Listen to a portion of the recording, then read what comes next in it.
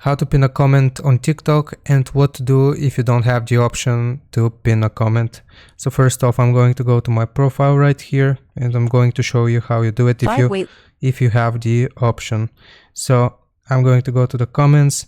We have one comment. If we press on it and hold, all of the options are here, reply with a video, so on and so forth. Now here at the very top you should have the option to pin a comment, but if you don't, like I don't right here, here's what you can do. You have to contact TikTok support. So basically go back, click on the three lines in the top right corner, then we want to go to settings and privacy. Scroll down until we see support, report a problem.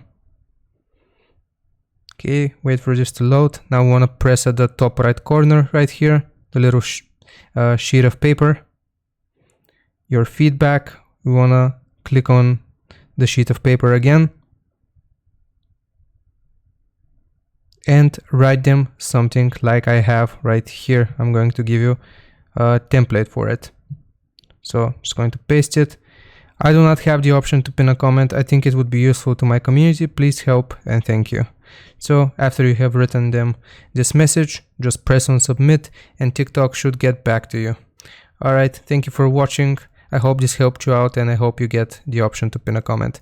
Take care everyone, bye bye.